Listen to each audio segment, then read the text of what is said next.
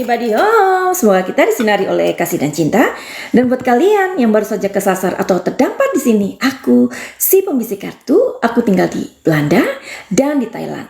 Oke, pasti saat ini kita semua sedang mengikuti ya berita tentang Carok ya. Nah, ini lagi viral banget dan oke lah, kita hari ini mau ngomongin tentang sebuah tragedi ini ya.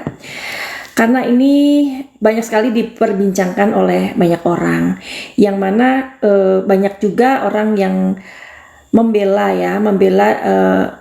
pelaku ini, yang which is sebelumnya mereka adalah korban begitu. Tapi ngomongin tentang Carok ya, kita pasti sudah tahu bahwa ada sebuah persepsi mengenai Carok ini. Ada pula yang beranggapan bahwa Carok ini adalah tradisi orang Madura. Jadi mohon izin ya Manasuki untuk orang Madura mungkin yang mendengarkan ini. Jadi anggapan orang-orang bahwa Carok ini adalah sebuah tradisi atau budaya, tetapi pada zaman dahulu ya, pada zaman dahulu Carok itu diartikan sebagai sebuah pertarungan, benar nggak?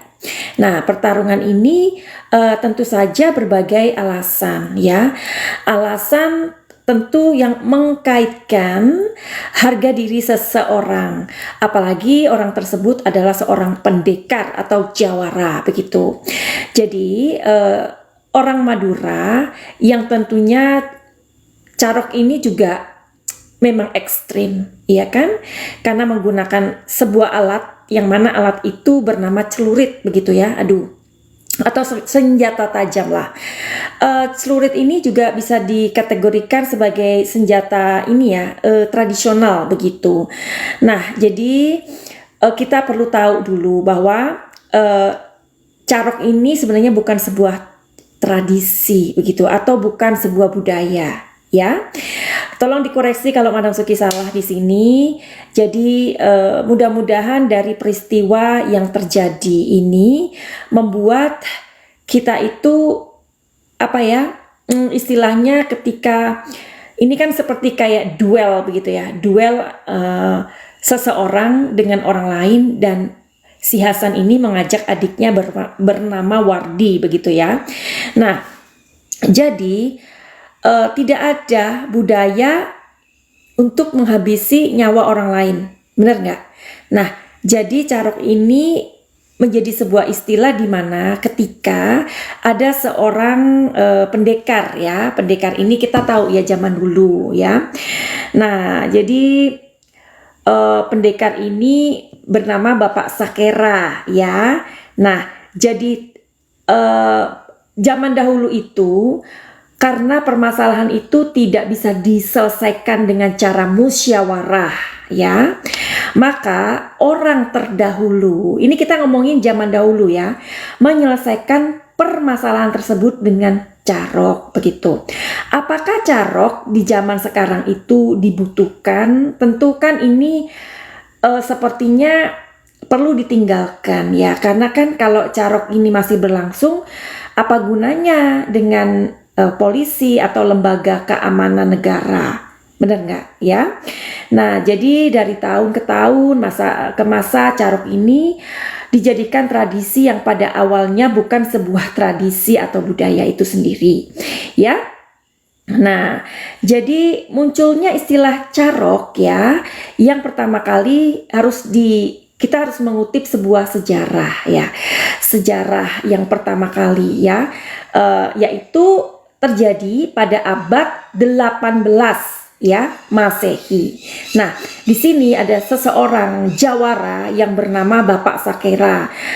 Beliau ini tertangkap oleh Belanda dan kemudian dihukum gantung atau dihukum metong di Pasuruan, Jawa Timur. Barulah setelah itu warga Madura atau suku-suku Madura di sekitar situ untuk membela Pak Sakera begitu. Maka mereka melakukan sebuah tindakan ekstrim ini. Manasuki baru mengutip ya. Ini Manasuki juga mengutip dari Google something like that, supaya kita di sini sama-sama mengerti bahwa eh, Carok itu bukan sebuah tradisi, bukan sebuah budaya, bukan. Nah, jadi kita harus melihat dari masa lalu apa yang terjadi. Kenapa carok itu dipergunakan? Ini ada hubungannya dengan abad 18 Masehi, ya. Nah, jadi karena carok ini sebenarnya adalah sebuah tindakan ekstrim untuk membela diri atau sebagai membela harga diri begitu. Nah, jadi perlawanan keras terhadap Belanda. Zaman sekarang nggak ada Belanda, Besti. Meskipun Madam Suki tinggalnya di Belanda, ya kan? Seharusnya itu sudah ditiadakan. Nah, jadi istilah carok itu adalah istilah sebuah perlawanan saja. Namun memang sangat ekstrim ya. Begitulah pada zaman Belanda. Zaman dahulu kita nggak tahu bagaimana mereka itu membela diri, membela tanah airnya, membela wilayahnya, membela daerahnya begitu ya. Nah, jadi akhirnya dari masa ke masa carok itu tidak lepas dari pengertian yang kita tahu bahwa itu adalah sebuah tradisi. Sebenarnya bukan. Jadi mudah-mudahan dari kita mengerti sebuah sejarah ini, hanya kita tahu bahwa sebenarnya itu adalah filosofi ya yang kita peroleh dari zamannya Bapak Sakera begitu. Kita tahu ya Bapak Sakera itu kan seorang jawara yang memang mempunyai darah patriot yang luar biasa ya. Nah, senjata itu berupa celurit. Celurit sendiri adalah sebuah simbol perlawanan atas penjajahan Belanda. Namun pihak Belanda bukan menganggap itu sebagai simbol perlawanan atau simbol kesatria, melainkan Belanda atau VOC itu menganggap celurit sebagai senjata para jagoan atau jawara. Nah, munculnya istilah carok itu tidak luput dari sebuah adu domba orang Belanda. Jadi orang-orang VOC itu dan teman-temannya untuk merusak citra Bapak Sakera.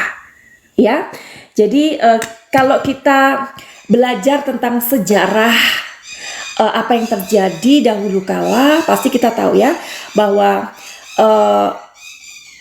nenek moyang kita pun ketika melawan VOC ini bahkan dengan bambu runcing begitu, karena nggak punya senjata lain. Nah, kebetulan karena ini di Madura, mereka juga menggunakan senjata celurit, mungkin itu untuk bekerja, untuk bertani dan lain-lain ya. Jadi akhirnya celurit tadi itu digunakan sebagai kayak diadu domba, bahwa orang yang memegang celurit atau apa itu disangka atau diadu domba bahwa itu mereka adalah pemberontak ya. Mudah-mudahan ini Madam Suki nggak salah ya buat orang-orang Madura ya. Nah, jadi berkaca dari apa yang terjadi dengan mereka ini, perlu kita kilas balik apa yang terjadi dengan dua bersaudara ini. Jadi Madam Suki juga melihat ya sosoknya Hasan Busri dan Wardi ini. Mereka ini adalah adik kakak ya. Nah, mereka ini pelaku carok. Nah, jadi ternyata ini sebuah kronologi yang harus kita tahu duduk permasalahannya. Kalau melihat sosoknya Hasan dan Wardi itu memang orangnya ganteng ya, dan mereka ini pekerjaannya sebagai seorang sebagai seorang tukang parkir begitu ya. Nah, ternyata ini bukan dua orang FS 4 ya, tetapi melainkan 10 begitu. Nah, yang ternyata 5 orang kabur dan 1 disuruh pulang. Jadi gimana ya, si Hasan dan Wardi ini kasihan banget ya. Mereka ini sepertinya membela diri. Oke, kita lihat akan sebuah kronologinya, yang mana kalian pasti di sini sudah mendengarkan kronologi ini di mana-mana. Tetapi Madam Suki mencoba mengulas dari sisinya Madam Suki melalui kartu tarot ya. Jadi buat kalian yang beranggapan bahwa kartu tarot adalah kartu yang berhubungan dengan setan, iblis, salah besar juga ya. Sama, mungkin bisa jadi diartikan sama dengan celurit yang katanya orang VOC itu adalah simbol pemberontakan ya. Jadi tarot bukan kita bersekutu dengan jin setan, tetapi tarot adalah kartu energi yang bisa melihat atau menarik energi dari sebuah kondisi dan situasi yang terjadi pada Hasan dan Wardi. Oke, kita akan menuju ke sebuah kronologinya.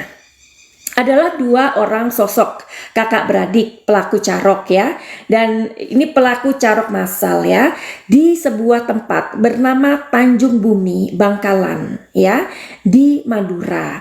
Nah, Hasan Busri ini kita panggil Hasan aja, merupakan pesilat. Ternyata dia adalah seorang jawara juga sih. Kalau zaman dulu itu kan seorang pesilat itu kita namakan jawara gitu ya.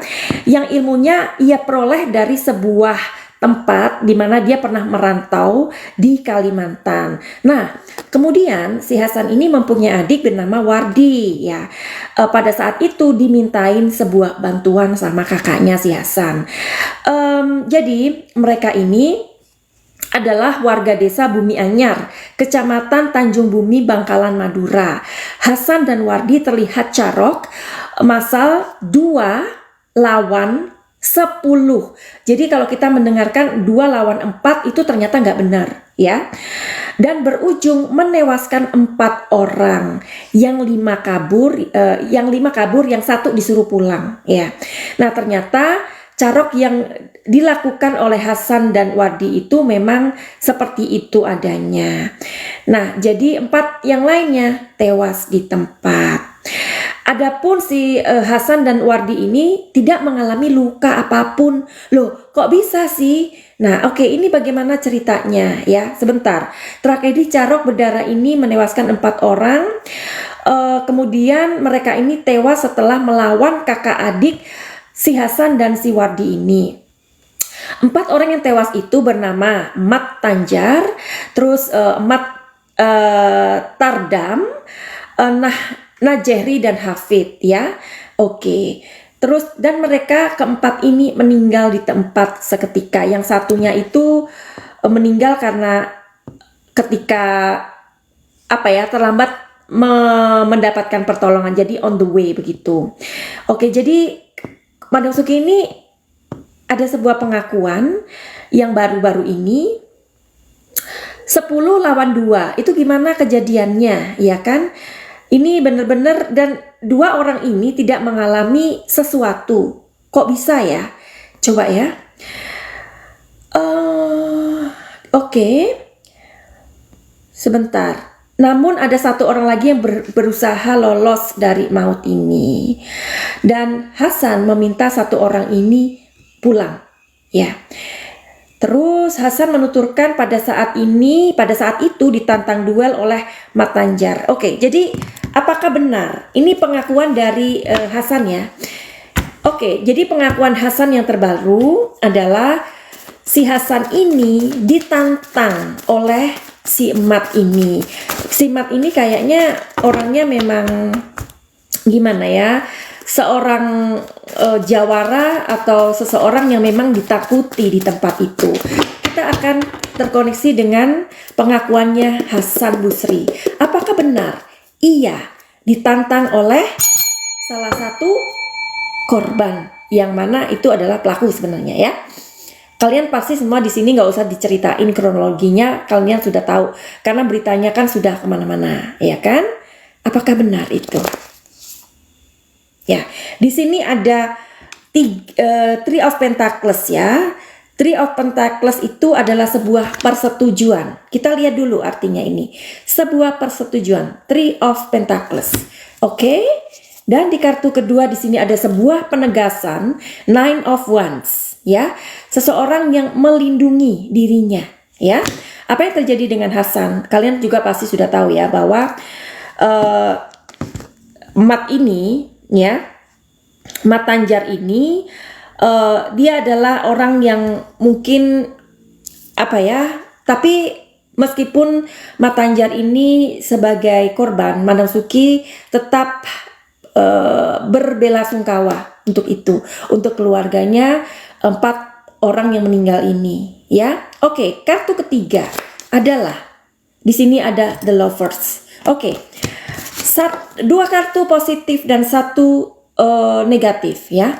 Dan 2 kartu ini menyetujui atau kita melihat energi yang tertarik di sini bahwa iya, Hasan menerima sebuah tantangan dari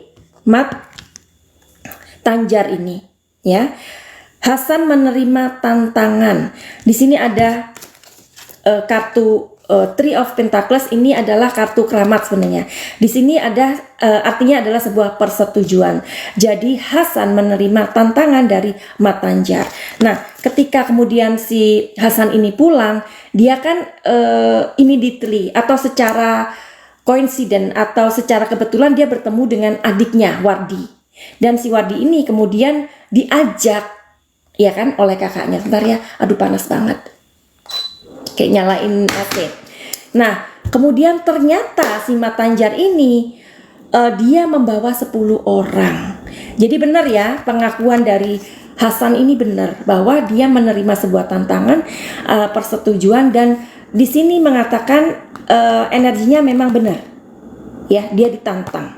Oke, tapi pertanyaan kita semua, kalau di situ ada 4 orang tewas, 5 orang kabur, ya, 1 orang disuruh pulang sama Hasan, ya, 4 orang meninggal di tempat, 5 orang kabur, 1 orang disuruh pulang. Apa yang terjadi dengan mereka ini sih sebenarnya? Kenapa 2 orang ini kok tidak mengalami luka-luka? Apakah sebenarnya Hasan ini memiliki ilmu kebal? Karena menurut menurut berita yang seliweran di jagat maya ini, bahwa katanya keduanya ini memiliki ilmu kebal. Oke, kita lihat dan kita tarik energinya sekarang. Ya, di sini ada Knight of Swords. Oke. Di sini ada The Chariot. Oke. Dan di sini ada Two of Swords.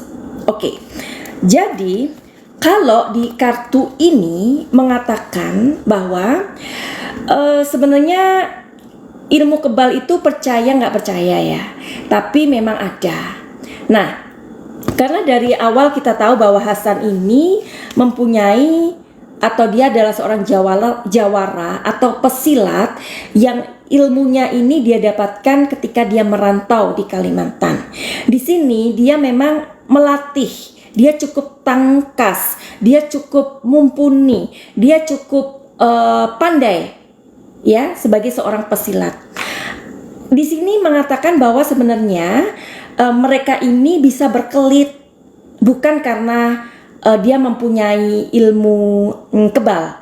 Kalau mungkin ilmu kebal itu mungkin ada, mungkin mereka belajar, ya. Tetapi yang ditangkap atau ditarik dari energi kartu ini bahwa memang mereka ini ahli pesilat tulen, ya. Nah, kalau si Hasan ini adalah seorang pesilat yang tulen, apakah Wardi ini dilatih oleh kakaknya si Hasan? Jawabannya iya. Ya, nih ada 2 simbol di sini. Jadi kalian yang belum tahu tentang tarot itu adalah bahasa lambang, bahasa simbol, ya. Di sini Hasan, di sini Wardi, ya. Jadi memang si 2 kakak beradik ini memang si kakak memberikan pelajaran kepada si adik untuk bisa membela diri. Apa sih gunanya silat itu? Supaya kita membela diri kan? Nah, jadi memang iya, si Hasan mengajari adiknya untuk bisa silat, ya. Bukan hanya semata-mata mereka ini mempunyai ilmu kebal, ya. Dan di kartu ketiga ini semuanya positif. Artinya bahwa di sini si Hasan ini dia duel dengan dua orang yang mungkin membawa celurit, ya, dan si Wardi juga membawa duel dengan dua orang yang membawa celurit, ya. Jadi 1 lawan 2 begitu ya. Nah, di sini karena simbol dari kartu ini ada Knight of Sword, ya. Knight of Sword itu artinya adalah sebuah percaya diri dan perubahan yang tidak terduga. Jadi di sini si Wardi juga seperti kayak ketika dia ini jadi mereka cepet banget ya, karena katanya ada seorang yang memberikan apa itu namanya, witness atau saksi bahwa dia ini menyusul ternyata dalam waktu beberapa menit atau mungkin 1 menit atau 5 menit itu semua terjadi dan 4 orang itu meninggal langsung di tempat. Yang satu ini maksudnya nggak sempat ditolong, jadi on the way meninggalnya.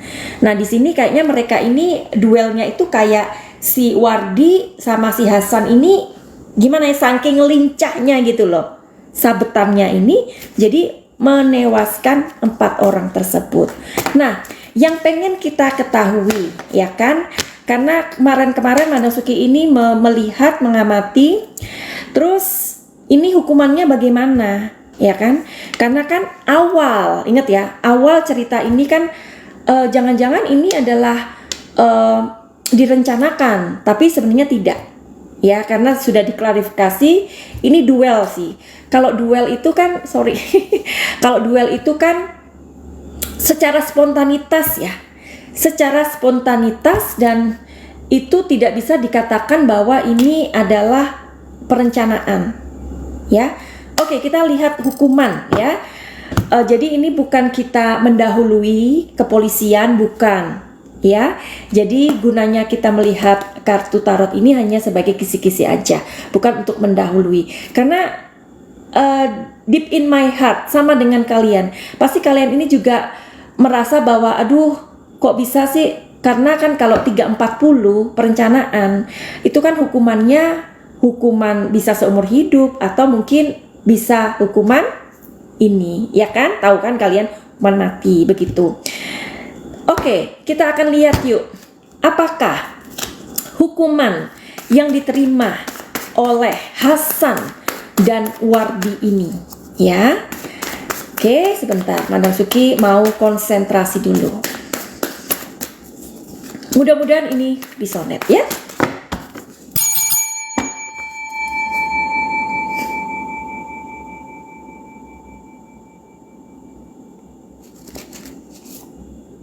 Oke.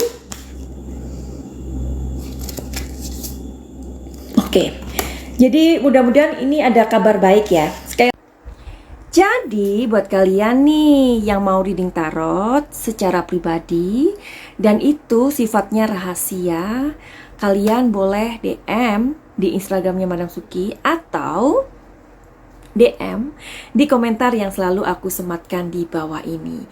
Tapi ini berbayar loh ya.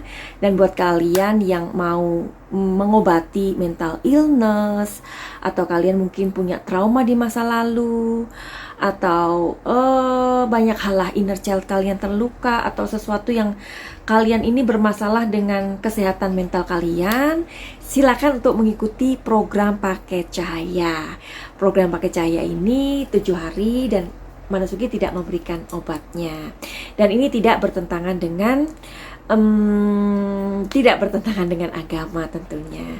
Jadi kalian segera lihat informasinya di bawah, atau mudah-mudahan ini ada kabar baik ya. Sekali lagi Manasuki tidak mendahului kepolisian, tetapi mungkin dengan adanya sebuah kronologi yang jelas seperti ini, di mana pastinya Hasan dan Wardi ini memberikan sebuah kronologi yang bisa mematahkan vonis 340 itu, iya kan? Nah, karena juga ada banyak sekali tetangga itu yang lebih tahu ya, tetangga yang lebih tahu tentang tetangganya pasti ya, kondisi mereka ini. Jadi Hasan dan Wardi itu nggak pernah mempunyai masalah dengan orang lain. Tetapi Matanjar itu dan rekan-rekannya itu memang mereka ini memang katanya, dugaannya mereka memang orang-orang yang punya attitude yang keras begitu ya. Nah, kabar baiknya di sini ya, mudah-mudahan ini resonate ya. Tidak untuk mendahului kepolisian.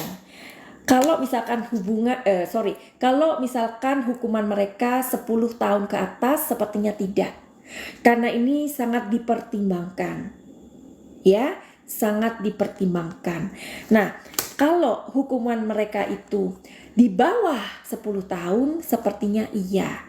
Nah, pasti ini kalau orang-orang yang tahu hukum, Madam Suki kan nggak tahu hukum.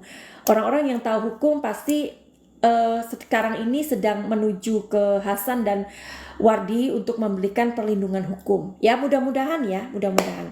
Tapi anyway, kalau kita melihat sejarah tentang Carok tadi, mudah-mudahan ini tidak dilakukan lagi ya. Karena nggak ada yang namanya budaya atau tradisi yang membinasakan orang lain, benar nggak? Ya, tidak ada budaya tradisi yang dibenarkan untuk menghabisi orang lain, tidak ada. Agama pun tidak ada. Jadi ini hanya ledakan emosi sesaat pada waktu itu. Tetapi ledakan emosi yang sesaat ini pun sangat tidak dibenarkan.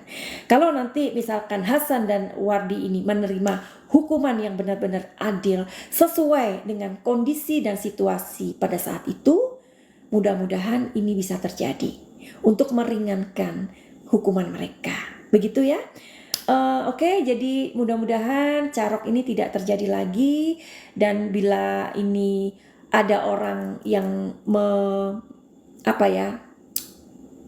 memahami Carok sebagai sebuah tradisi dan budaya, mudah-mudahan sudah nggak lagi ya, karena kita sudah mempunyai perangkat negara yang bernama kepolisian.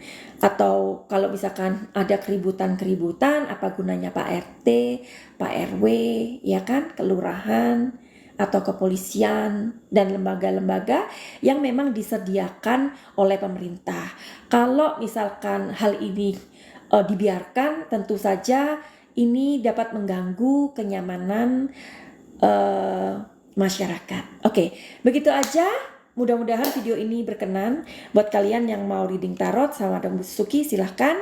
Kalian yang mau healing emosi kalian, silahkan untuk mengikuti program Paket Cahaya.